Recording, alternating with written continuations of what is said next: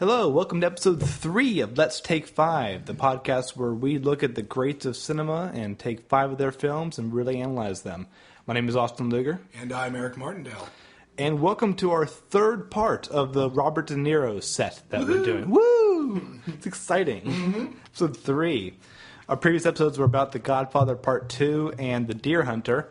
Today we're going to cover Raging Bull, and in future episodes we'll be covering Midnight Run and Heat. But tonight, we have Raging Bull. Ding, ding, ding. This is like the ultimate Robert De Niro film. I think if you're going to be getting into Robert De Niro's, and to be honest, Martin Scorsese's as well, who's the director of the film, as if anyone didn't know that, they're just listening to a film podcast. Just in case. This is essential viewing. Yeah. It's essential viewing. I've seen this 3 times. The first time I liked it, I thought it was fine. The second time I liked it a little bit more. And the third time I liked it even more. But there's this weird question I have about the film in general, which is, why are we telling a Jake LaMotta story? That's interesting. So I before this started, Austin said he was going to kick a question at me. It started off, and I didn't know what it was. And I'm happy he didn't ask the question I thought he was going to ask, because I'm going to save that to ask him later. Ooh. Why do we do any character study? I mean, there is a. I think that in an era where boxing too, this is before $1 Million Baby, obviously, and before this, we'd had Rocky. It's kind of like what you said before when we're in reference to The Godfather. There's two types of mafia movies. There's mafia movies that really romanticize the lifestyle, and then there's ones that say, "Oh my God, I'm really happy I'm not in the mafia." They almost read like a history, right? Right. So that's like your Goodfellas versus Godfather, right? Well, boxing movies have a similar taste, I think, with that. With any sports movie, you're going to get something romanticized. But boxing, you have to remember, boxing films do extraordinarily well at the Academy Awards. Well, also, they were huge in B movies as well. Audiences love boxing movies. And some of them had those elements, like when you thought of negative boxing movies, I thought of Robert Wise's The Setup, which is all about corruption in boxing. Yeah, and I think that in this instance, so the original thing that I answered a question with a question, big no-no, particularly probably on a podcast. We're being shut down immediately. Yeah, no, shut it off. Shut it off. We'll do it live. I think, why do you tell any character story or character study? That's why. Okay, so why do we hear about Daniel Plainview in There Will Be Blood? So like, why do we do this? So in this specific instance with Raging Bull, I think it is to show you that Jake LaMotta was one of the greatest boxers of all time. This is someone that was idolized, and this is someone who should not be idolized. This is something that shouldn't be romanticized. This is raw. This is real. This is a human being, and also not a great one. And that's really curious, because looking at just the Robert De Niro's in the 5 films that we're doing, in the first 2, we saw him as a very smart, calculated man, and now in this third one, it was actually a bit jarring to watch this man be stupid. Yeah. A lot. He was just about smart enough just to understand that he was stupid. Right. Which is why it's a good movie. I like that a lot. Because it was watching him, so many of his most violent scenes outside of the ring, he is completely misunderstanding the situation. He is letting his rage take control. We had the famous scene of him just plowing his brother at the kitchen table. Yeah. It's upsetting to watch, and especially to watch someone who he thinks that he has grandeur to him. And I was noticing about even his boxing style. His boxing style, to me, just represented endurance more than tactics. Yeah, it was get punched if you get punched and get punched hard enough to where you finally get angry and you really want to punch back. Right. That's basically the style. Whereas people, learn moves, learn techniques. All he wanted in early scene with his brother as well is just hit me. That was practice for him. And he never got angry because his brother didn't hit hard enough. Right. And that's terrible. It's a terrible way to do this. Great. Yeah, well, we're dealing with he's a very feral human being, right? So we're dealing with an animal. That's the I think that's sort of like what they want you to think. Like they want surface level. This guy, he's not a good guy. He works on primal motivations like jealousy, fear, anger. Right. These are things that like really, really drive his character forward. But if he is sympathetic, it's because of two things. One, he's trapped. He's trapped by the mafia. Mm-hmm. He's trapped. He's in the prison of his own temper, which is what drives the whole film, even more than his jealousy, I think. Mm-hmm. And he is smart enough to be aware of that. And then the famous scene where he is finally locked up and he's punching. It's the most famous scene in the movie, probably, other than maybe the fight with Sugar Ray. You never got me down, Ray. Right. Where he keeps punching the wall and the blood is just flying off his hands. That is the actual story there. It's a man trapped in his own prison that he created, and he can't get out of it. That's what it is. And he knows it. He knows it's his fault. You're so stupid. You're so stupid. Well, he's hitting his hands. He's a man who wants to be human, but he can't. It's really weird. I don't even know if he's so stupid that he's just so feral. Like, he's like not untamed. Well, and that's what's curious. So the movie begins with the beautiful slow motion, black and white. I love that. It's just gorgeous of him dancing, basically, in the ring. But then we go... In the ring, not the rain. It sounded right. No, it's the rain. He's not dancing in the rain. Oh, but he could have been. It would have been beautiful. But then we go to the future. The movie jumps around a bit in time. You kind of see him after he is the Raging Bull. Mm-hmm. And I think it's so fascinating how Scorsese did that to immediately deflate the beauty of the boxer that he did. And he is very fat. He is interesting, but still not very smart. He's doing a little rhyme. He's broken his nose so much it's basically goo. It's a cartoon. Yeah.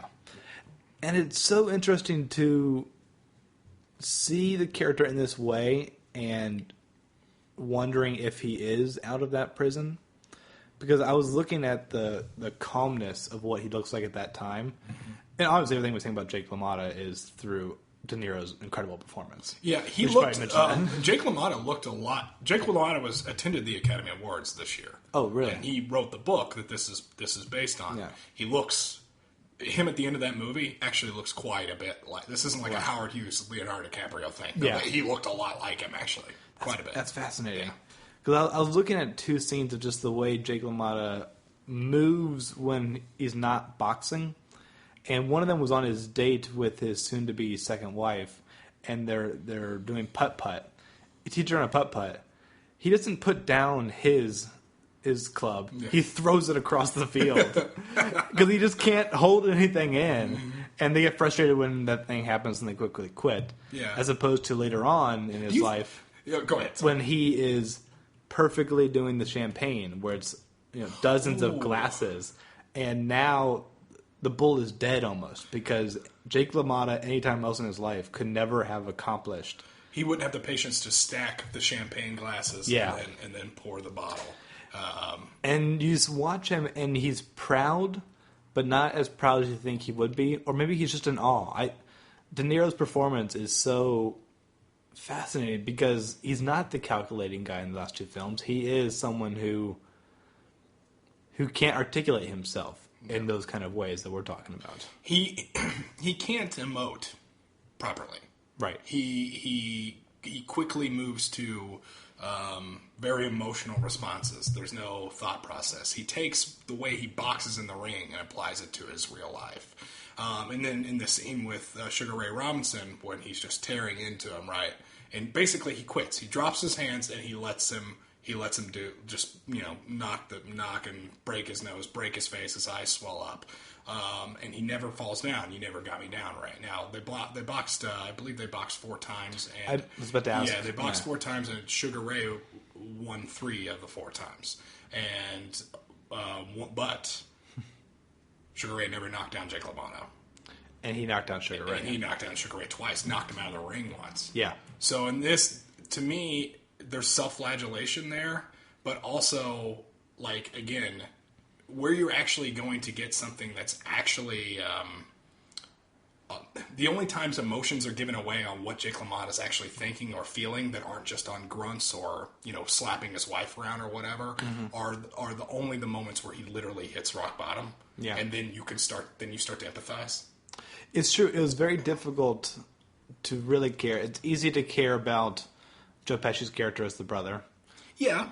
I think so, because it's just like you see the love and the endurance he has to go through as just the brother of this. I think Vicky's character as well, too. Oh, absolutely. Yeah, she's obviously a victim. She's obviously a victim here.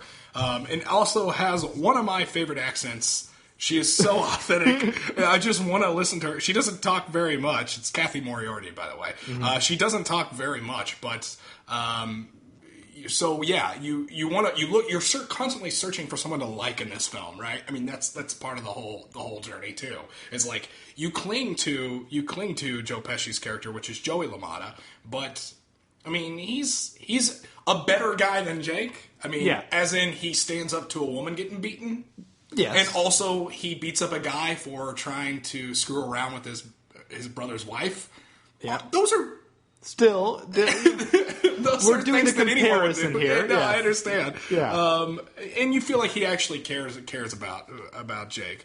But Kathy's obviously a victim of the whole thing, right? Yes. But she can't.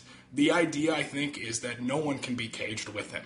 That's there, and he has to break out of his cage, right? Am I making sense here? I know I'm being very lofty with this film. You are. I know, but well, now I want to kind of look at De Niro and how he handles that as a performer. So we have characters we said that we empathize with and empathize with a difficult degree. Yeah. What is De Niro doing to our emotions?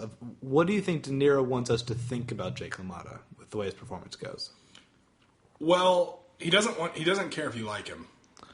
I think that's important because I don't. If you ever read the book, Jake LaMotta, the only pathos here is if Jake LaMotta isn't liked, he can't come out of this. You can't come out of this liking Jake LaMotta. If you do, then the movie didn't do the job it was trying to do. This is almost like repentance, right? Yeah. It's almost like the confession booth. It feels like. So what did he want out of it? That's what he didn't want out of it. I don't know, something humanistic. Like he really wants to show, he's not. There's Jake LaMotta, the boxer and the legend, but there's also a really broken, messed up human being in there, right? And that human being, he's so inarticulate, which I've used before, but verbally. Whereas in the last two films, he barely speaks in those things. He speaks more in this movie than those two films combined. That's probably true. Because he's always mumbling. He's over trying to empathize what he's trying to say. He's always trying to do something. And he's not convincing. No. He's only convincing in these boxing sequences, which are impeccably shot. And you see him as the hero that he is only then. Mm-hmm. And then you see him as kind of just a piece of shit. Yeah. And I was always amazed, since I don't know enough about Jake LaMotta outside of this film. Mm-hmm.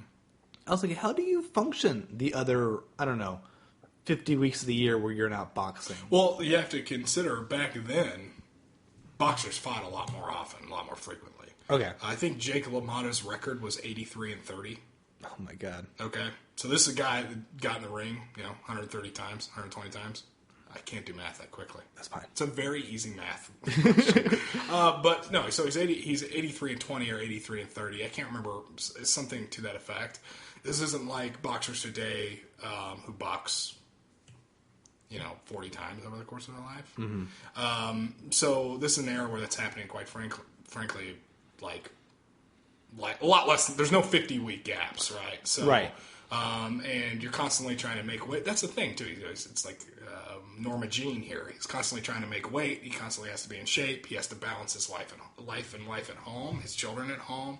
He's dealing with the mob too, which is obviously influencing here. Like one of the most powerful scenes to me, I think, is when he's supposed to take a dive in the match, and he does, and he just breaks down and cries because he took a dive. He couldn't take. He didn't want to take anything from them. That was this whole point. So he did have.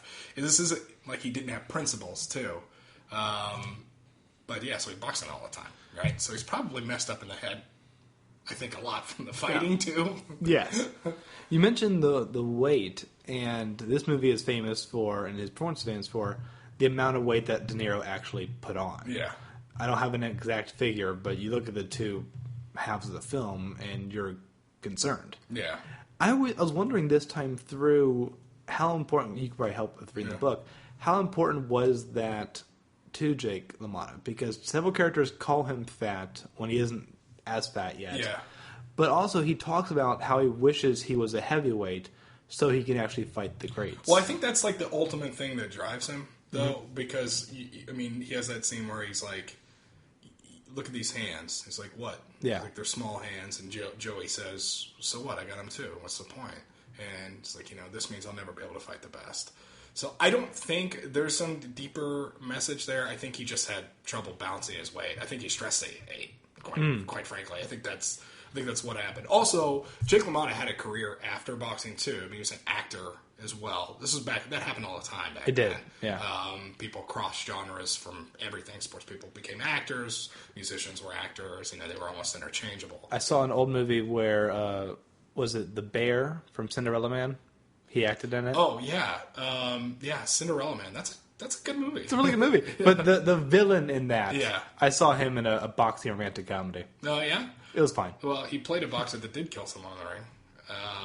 But anyway, I digress. He played Max Baer. Yeah, that's who the boxer. There we go, was. Max Baer. Yeah. I got that right. Yeah. So yeah, they're it's the weight's not mentioned as much, in the book. I mean, the book does open up telling you about the first night Jake LaMotta killed somebody. I mean, he decided to rob a man, one of the bookies that he knew. He was actually a nice guy, he said, but he knew he always walked out with at least $1,000 on him, so he came in and hit him over the head with a crowbar. Yeah. And then the guy didn't start to fight back, and he said when he started to fight back, that famous LaMotta temper just clicked in, and he just kept pounding on him. He stole his wallet, opened his wallet, it was totally empty. So the cops the next day find the body, and they pull out the wallet, or they check him. He had $10,000 on him. So he killed the guy and didn't even get the money. So yeah, it's like, I mean, he was a child at the time. Like, he was young. He was like 14 or 15 when he did this. So again, the book opens up with this. The book was written by Jake LaMotta. Jake LaMotta is under no illusions that he is a good human being. Like I said, this is, or at least was. I'm not saying anyone can't come back from that, but it's self-flagellation. The book is self-flagellation, and so is Jake LaMotta in the movie. He does bad things. I don't even think he knows why.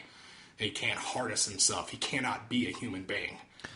He feels trapped, right? And now I want to read the book, because in the movie we don't really get enough of his recognition about it. Yeah. We see him as just a very kind of bit lame. Yeah, I think I have to disagree with you. I think the big the reclamation, or at the very least, when he recognizes all of it, is when he's punching the wall, right? I mean, sure.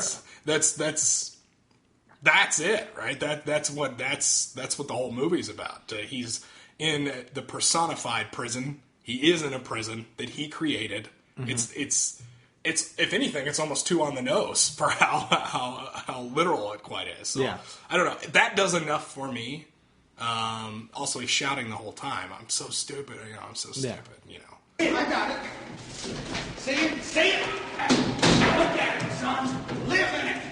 Come on, boy, live. You understand that? Live. Oh, your mother's content. Your mother's goodness. Everybody, he's got something. Live. Let that son of a bitch sit. Fuck you. Fuck you. Fuck your mother.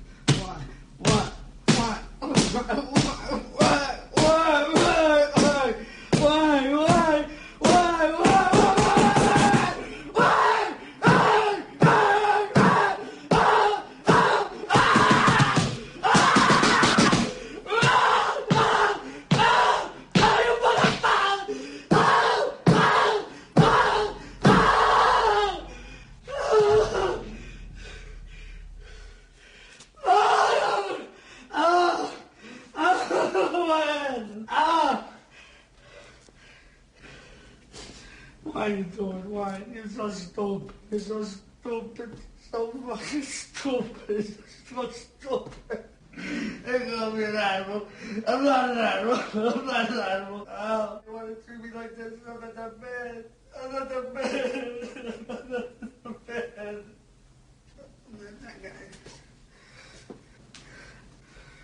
Not that guy. I'm not that guy. I guess I just want to see the Jake LaMotta that wrote that book in the movie. Well, you could see him at the Academy Award. Nice. No, so I think we'd be remiss to not talk about the Academy Awards. So, Okay. just a little bit. I see the anger in your eyes. Just they're beginning. There's a little bit of flames there. So, okay, in broad strokes, I often cite Raging Bull as being one of my top 10 movies ever made. Sure. Or at the very least, I think it's one of the best movies ever made. And so, Robert De Niro won a second Oscar for this film. His first Best Actor, he'd won Supporting Actor for Godfather 2. Yeah. Martin Scorsese was up for Best Director for this, and I believe this was the second time Scorsese was up for Best Director. He was up for Taxi Driver, and I don't think he was up for Mean Streets. He was up for Taxi Driver. Not Mean Streets. And he definitely wasn't up for Mean Streets. No one watched that film back then. No one did. And so regardless, so he lost as well. The winner of the Academy Award for Best Picture this year went to Ordinary People, which today... Now, this Robert Redford directed it. Robert Redford, a very popular guy. First time directing. First time director. Ordinary People wins Best Picture. Not only does it win Best Picture, it also wins Best Supporting Actor, which beat Joe Pesci, who plays Joey in this film, and it lost to Timothy Hutton, who was a child actor in Ordinary People. So that probably had a lot to do with that. But to this day, it has to be talked about because Ordinary People beating Raging Bull for Best Picture is infamous. That's unbelievable. To this day, that is probably my number one Oscar, like, of the Best Pictures. Like, I despise Crash. I think Crash is a horrible movie. Mm-hmm. I still don't think the disparity between Crash and the other movies nominated, and there were some great movies in that category that year. There were some Capote, Munich, great movies, equals how bad I think Ordinary People is, as opposed to how great Raging Bull is. Right. So, I don't know if you have anything to add to that. Well, I'll kick it to you on that. I'm still upset that The Look of Silence lost to 30 Feet from Stardom, the best documentary feature a couple years ago, and that was awful. Well, but that's for an entirely different podcast. For Best Pictures or Directors. Best Picture and Director, you know, I can't get as mad. I only get mad when it's a film that's actually bad. I don't dislike Ordinary People. Ultimately, Raging Bull is winning historically. Yeah. And that will happen. Obviously. Like, I think you and I talked about this when The King's Speech beat Social Network. The Social Network will be fine in the memories of history. And so that's... Yeah, but King's Speech is a great movie. It's also a really good movie. So that's kind of that's where the distinction is different. Yeah. The next one that I would say, that I would bring up that equals as stupid as this, or comes close to this, was 10 years later when Dances with Wolves beats Goodfellas, which there's not as big of a disparity between those films, but again, Kevin Costner beat a Martin Scorsese film. So you get the director thing too, and then you have the... I will say this, at least, that Martin Scorsese's right hand, Thelma Shoemaker, his editor, did win for Best Editing. Okay. So that actually that makes me feel a little bit better, because without her, this film could also be crap. Because you look at those Sugar Ray fights and just in awe of what she's doing. Yeah. So with every great character study, you take out the actor that played the main role, and you can't imagine anyone else playing it, and you wonder if the movie would even exist. So if I told you Daniel Day-Lewis was... Can you imagine Daniel Day-Lewis not playing Daniel Plainview in There Will Be Blood? Nope. Or can you imagine Orson Welles not playing Charles Foster Kane? So, like... I can picture Jack Nicholson doing both of those poorly. Doing both of those poorly. Yeah. So... that means something. No, I can picture a lot of people doing it poorly. Yeah. Jack. I can see Jack actually playing Charles Foster Kane. I'm thinking him as the Joker both times. Exactly. His Joker, your favorite performance. I know. I digress. So, what's interesting is we talked so much in this podcast about Jake LaMotta, and now that gets to what you're talking about. Have we been talking about Robert De Niro the entire time? Yeah, right. That's a great point. Because what do you think? I would sure hope so, since we're covering Robert De Niro. Yeah. Well, that's kind of the thing. Like, the Raging Bull is Jake LaMotta, is Robert De Niro, right? And this is what he is. I've not read enough about this, but this was the movie that Robert De Niro was fighting to make forever. Yeah. Years and years. He read the book. Before Deer Hunter. The book. Yeah. Before Deer Hunter. Before there was a script. It was his career goal to play Jake LaMotta. And it's incredible what he's doing. You can't take your eyes off him. Yeah. In his worst, which is so compelling since it's not empathetic. You're just watching a train wreck in so many different ways, but you're not embarrassed by it because he has the agency of what he's doing. Yeah. And to have all these components in play, and he deserved Best Actor this year. I mean, without a doubt. This is... I think he deserved Best Actor for this probably than any performance he ever did, even though it's not my favorite of his. I still prefer... My favorite is still Mike from The Deer Hunter. Right. But come on, man. This is a performance people are going to be watching for the next 100 years. He's also one of the most convincing actor-athletes. Oh, that's a great point. Yeah, yeah. Because you can see some really bad ones. Yeah.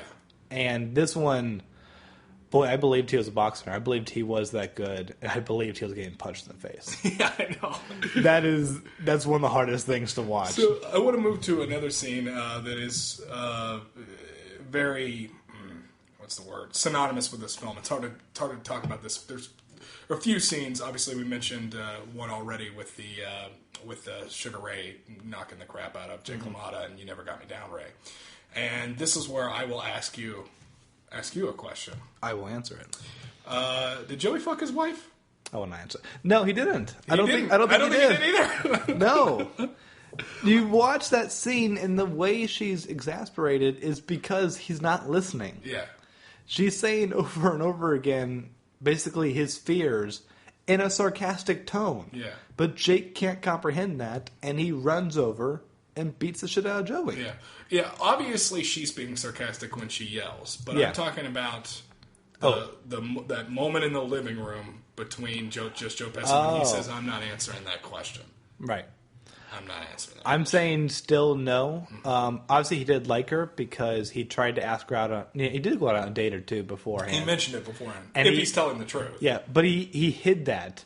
This is long dialogue back and forth. Yeah.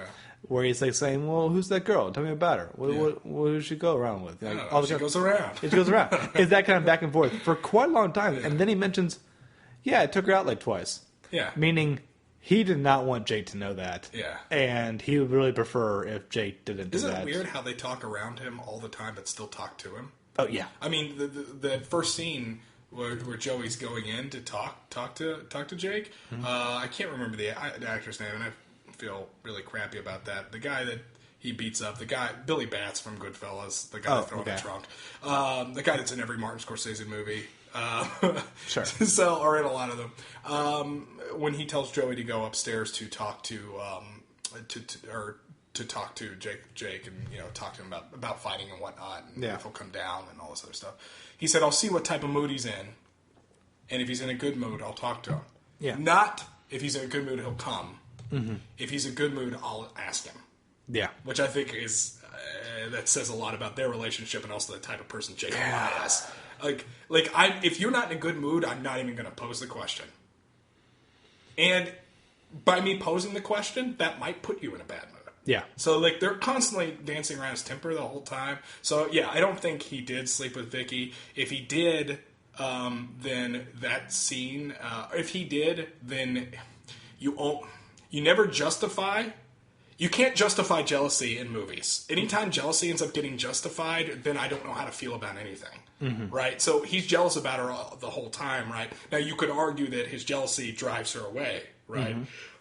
But that's just an argument you can make. That's not proof. That's not reality. That's your opinion. If he did sleep with Vicky, if he did, then I don't know if the movie even works. I feel like the whole movie kind of falls apart because so much is stuck on his jealousy, right? And one of my best friends that I talked to this movie about, this was back years ago, and I asked him that question, and he said, "Oh yeah, he did."